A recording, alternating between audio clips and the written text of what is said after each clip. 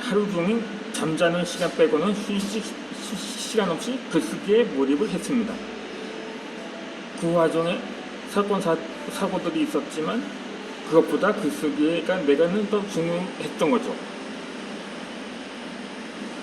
나와 한 약속이었고 지금 내 삶은 더 업그레이드도 시킬 수 있는 기회가 왔으니 꼭 잡아야 했었던 거죠. 그때 나는 내 안의 거인을 발견하게 되었습니다. 그 여러 사건들을 겪으면 어떻게 책 한 권을 완성했는지 나 스스로도 믿기지 않았습니다. 그만큼 책을 출간하는 것이 간절했었던 거죠. 지금도 목표들을 이루며 살아가고 있지만 이것으로는 부족했습니다. 나는 더 높은 곳으로 올라가고 싶었습니다. 한 계단을 더 올라가려면 내 안에 거인을 깨워야 했습니다. 그래서 더 강도 높게 나를 깨워갔었던 거죠. 이렇게 내 안에 이렇게 큰 거인이 잠자고 있을지 상상도 하지 못했던 것입니다.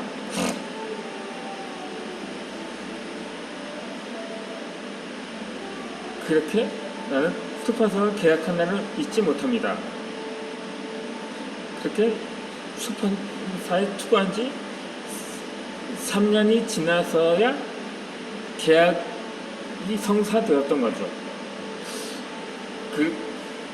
그때가 내게는 꿈만 같았습니다.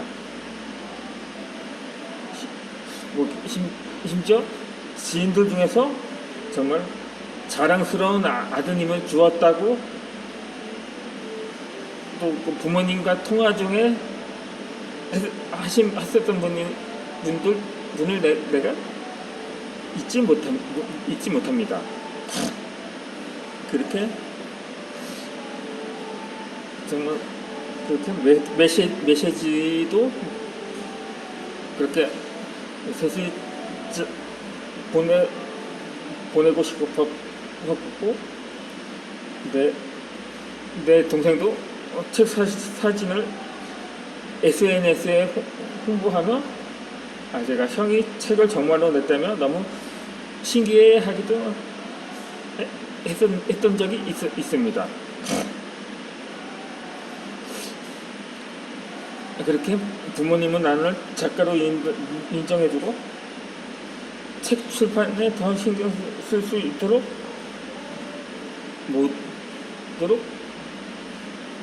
무심양면으로 지원을 해주시기도 했죠. 그렇게 책을 출간하면서 나는 더 자신감이 가득 찼습니다. 예전에는 두려워서 시작하지 못했던 유튜브 채널도 앞으로 홍보를 하고자 개설을 했습니다만 내 나름대로의 또 다른 도전도 망설임 없이 할 수 있게 되었던 것이 없죠.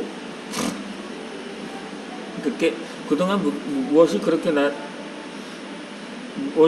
두려웠는지 허탈할 뿐이었습니다. 그래도 아직은 서투르다 보니 NG도 수없이 났고 하나의 영상을 촬영하는데 몇 번이나 접속을 중단했다 다시 처음부터 다시 시작하곤 하기도 했었죠. 그래서 그냥 제가 현재 스마트폰으로 촬영하다 보니까 그냥 무편집으로 하다 보니까는 하는 수 없이 재촬영을 해야만 하기도 할 때가 있었던 거죠. 하지만 그 작업이 전혀 힘들거나 억지로 하는 일이 아니었습니다. 새로운 도전을 해나가는 내 모습이 멋지고 설레기만 했죠. 그렇게 이제 다른 사람의 지적들은 두렵지 않았습니다.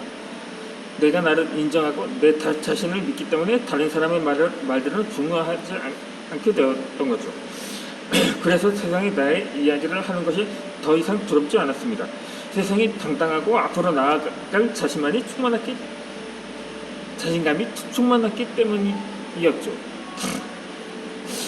나는 글쓰기를 통해 3가지의 선물을 받았습니다. 글쓰기를 통해서 내가 얻은 자신감은 나에게 온 소중한 첫 번째 선물이기도 합니다.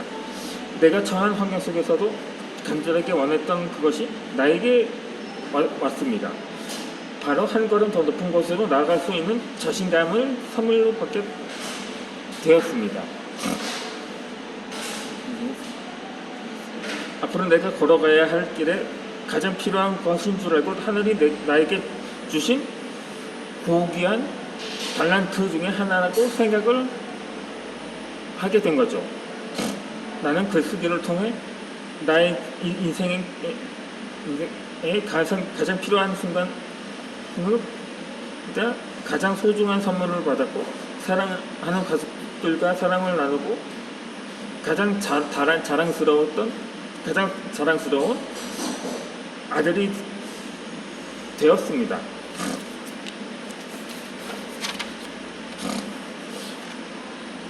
내가 글을 쓰기로 마음을 먹고 시작했을 때 또 한 번의 위기가 온 듯 했습니다.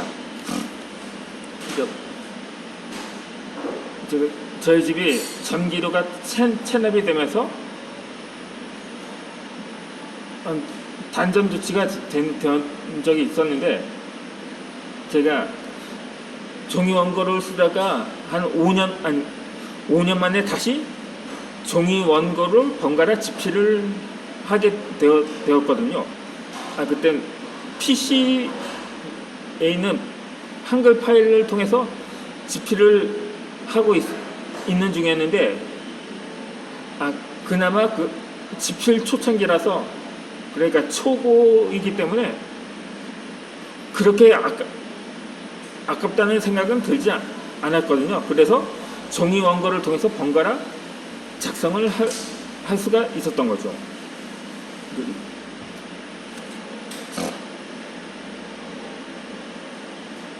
그 일들이 생긴 순간 마음이 다소 침울한 순간이었던 것이기도 했었죠. 하지만 포기할 수는 없었던 것입니다. 그래서 종이 원고를 활용해서라도 글을 썼던 거죠. 심지어는 점심시간까지 모두 사용해야 하루에 계획해둔 글쓰기 분량을 마무리 지을 수가 있었던 것이기도 합니다.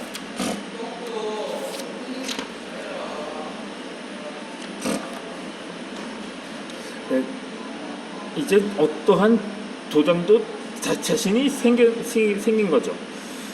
나는 이제 책을 출간한 작가라서 그 과정에서 나를 다듬이면서 완성하는 날까지 나와 대화하는 시간을 가졌습니다. 이러한 과정들이 없었다면 아마 중간에 포기했을지도 몰랐죠. 나와 대화하며 내 안에 거인을 깨우는 방법을 터득했습니다. 그렇게 글쓰기를 하면서 내가 얻은 2번째 선물입니다. 평상시에도 나는 대담한 성격 탓에 도전하는 것을 두려워하진 않았습니다. 사실 활달한 성격이기도 하죠. 그냥 활달한 성격이었다고 해야 할 것 같습니다. 그러다 보니까 좀 발을 넓게 넓혀보기도 했었고,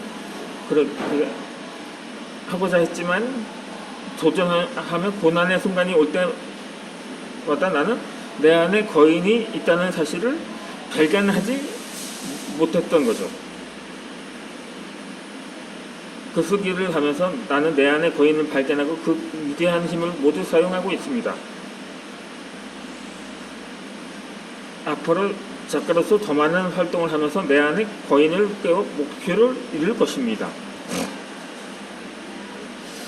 마지막으로 내가 받은 선물은 사랑입니다.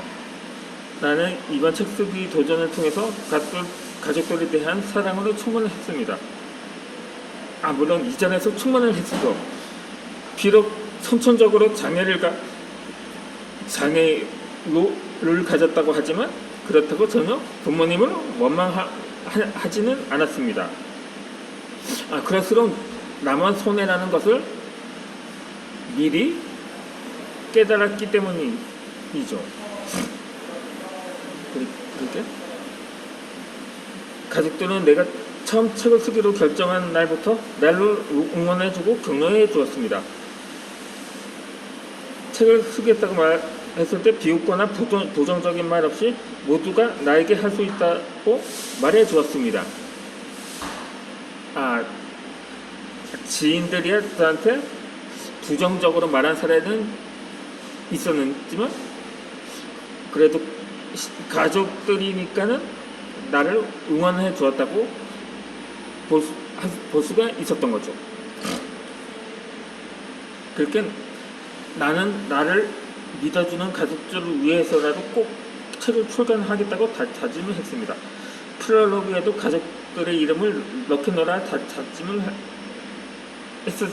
했습니다. 가족들에게 고맙다고 인사하는 문장들이 적혀있는 나의 책을 생성하며 처음 그 장면을 마음속에 그렸습니다.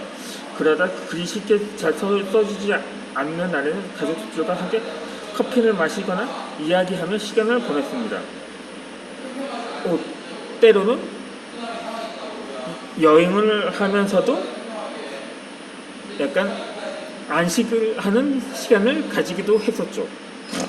그리고 집에 들어와 다시 글을 쓰기 시작하면 이상하게 해도 아이디어가 힘쓰고 글이 잘 써지곤 했습니다. 이건 유튜브 영상도 마찬가지고요. 이때 나는 가족들과 있을 때 가장 나다운 사람이 됩니다. 가족들에게 받는 충만한 그 사랑의 에너지를 나는 느낄 수가 있습니다. 제가 장자인 우리 집에서는 더더욱 그렇습니다. 저희 아버지는 책을 출간한 저를 자랑을 하시느라고 저와 같이 출석하시는 교회 목사님께서 직접 홍보를 하시곤 했었죠. 사실상 그걸 가문의 영광이라고 해도 과언은 아니었을 것입니다. 이렇게 한 권의 책을 쓰면서 나의 인식도 상승하게 되었고 또 한 번 해냈다는 성취감을 맛보게 되었습니다. 그렇게 이전까지는 느껴보지 못한 성취감이었습니다. 인생에서 가장 중요한 순간을 성취한 느낌이었습니다. 책을 쓰는 과정에서 나 또한 내가 잊고 살았던 감정들을 한 번 더 마주하는 순간이 많았습니다. 지난 과거의 나의 이야기를 쓰다가 힘들었던 그때의 감정이 올라와 코끝이 찡한 날들이 많았습니다. 하지만 신기하게도 그 이후부터는 똑같은 글을 보아도 전혀 감정이 올라오지 않았습니다. 책을 쓰면 나는 이전에 치유되지 못했던 감정들도 치유되는 경험을 할 수가 있었던 것입니다. 그러면 이어서 영상을 올려드리도록 하겠습니다. 글쓰기 강의를 해드리도록 하겠습니다.